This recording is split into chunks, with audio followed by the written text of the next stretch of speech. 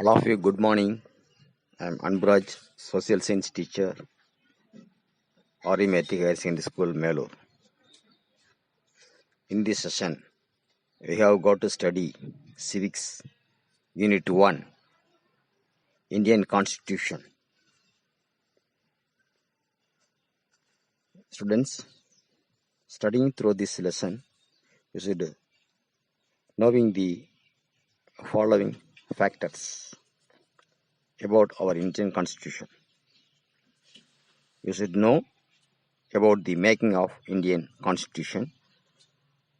To know the salient features of Indian Constitution, you should understand the fundamental rights and duties. You should know the directive principles of state policy, and to understand the center state relations and the emergency provisions. First of all, we should know the introduction of the Indian Constitution. The Constitution is the fundamental law of a country which reflects the fundamental principles on which the government of that country is based. It is the vehicle of a nation's progress. More particularly, it is concerned with the institutional fabric and the framework of the distribution of powers between the various organs of government and between the union and the states. The concept of constitution was first organized in the USA. Now, the need for a constitution. We should need a constitution to a country. All democratic countries have a constitution that governs them.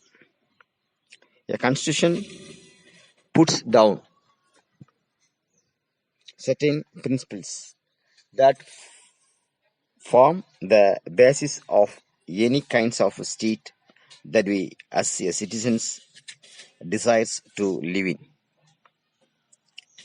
A constitution tells us the fundamental nature of our society. A country is usually made up of different communities of people who have different beliefs.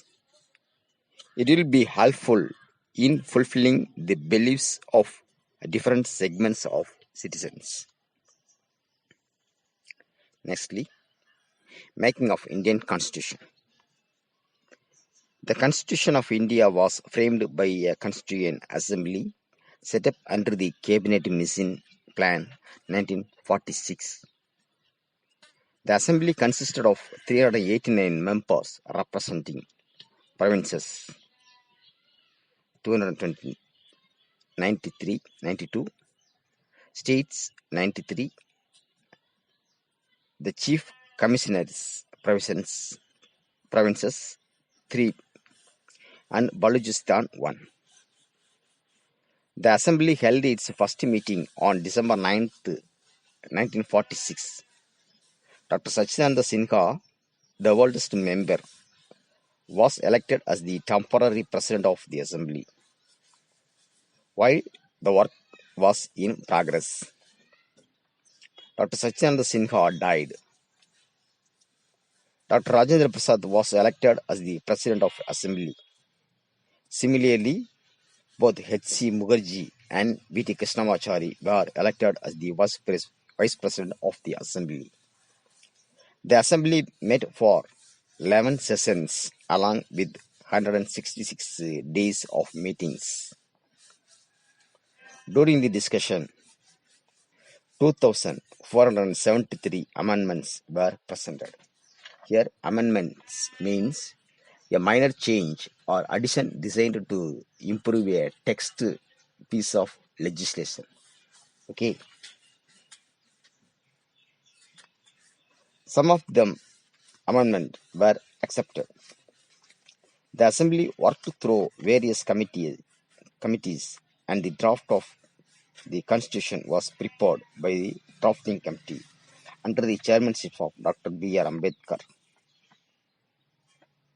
Here, drafting means prepare a preliminary version of a document.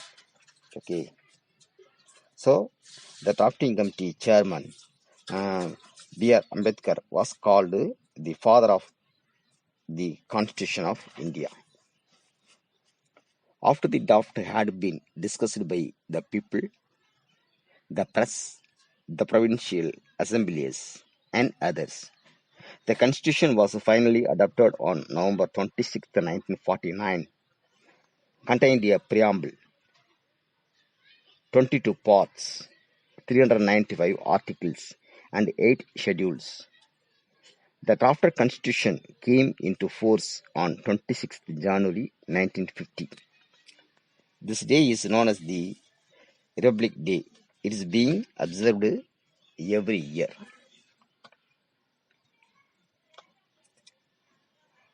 Do you know about the facts? Prem Bihari Narain Raizada. Prem Bihari Narain Raizada was the choreographer of the Indian Constitution. The original Constitution was handwritten by him in a flowing italic styles. A choreographer means a professional copyist or engraver. Italic style. Here, italic means type in the slanted letters called italics. Okay. Nextly, we should know about the salient features of the Indian Constitution. Indian Constitution is the lengthiest of all the written constitution of the world. It has borrowed most of its provisions from the constitution of various countries. It is partly rigid and partly flexible. It establishes a federal system of government. Here, federal system means having or relating to a system of government in which several states form a unity but remain independent in internal affairs. That refers the federal system. The Constitution establishes the parliamentary system not only at the center but also in the states. The Constitution makes India as a secular state. Here, secular means not connected with the religion or spiritual matters. Okay. It provides us on independent judiciary. The Constitution introduces universal adult franchise and accords the right to vote to all citizens above 18 years of the age without any discrimination.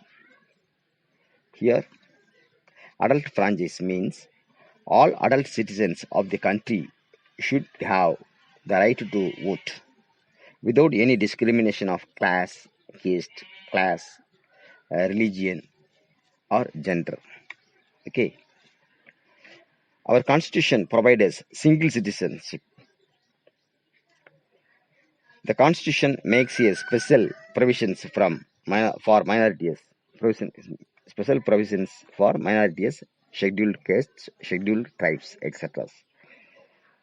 This is the salient feature of our Indian Constitution. Nextly, preamble of the Indian Constitution. Preamble. The term preamble refers to the introduction or preface to the Constitution. It consists of the ideals, objectives, and basic principles of the Constitution. It contains the summary or essence of the Constitution. It is great value and has been described as the key to the Constitution. The preamble to the Indian Constitution is based on the objective resolution.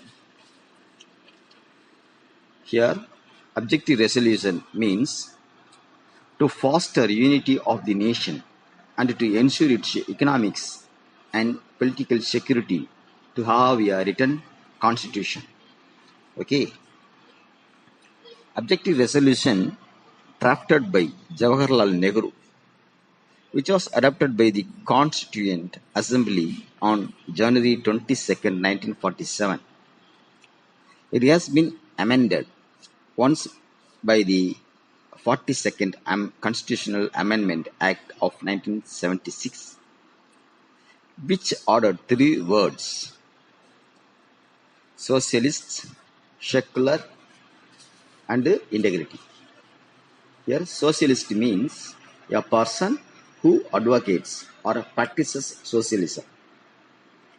Secular means not connected with the religions or spiritual matters.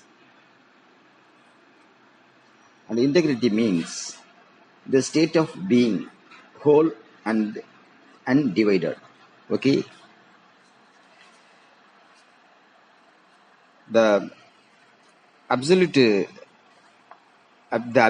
resolution drafted by Jawaharlal Nehru, which was amended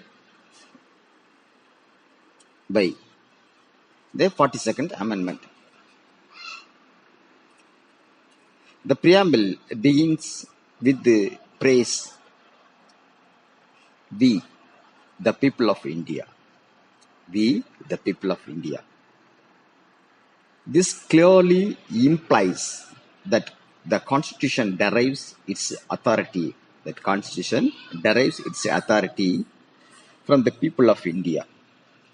Thus, we can say that the people of India are the sources of our Constitution. The preamble of our Constitution states that India is a sovereign, socialist, secular, democratic republic. Its aim is to secure to all Indian citizens social, economic, and political justice. The Constitution guarantees liberty of thought, expression, belief, faith, and worship to all. It gives equality of status and of opportunity to all. It wants to promote fraternity among all Indians. Fraternity means friendship and mutual support within a group. Okay.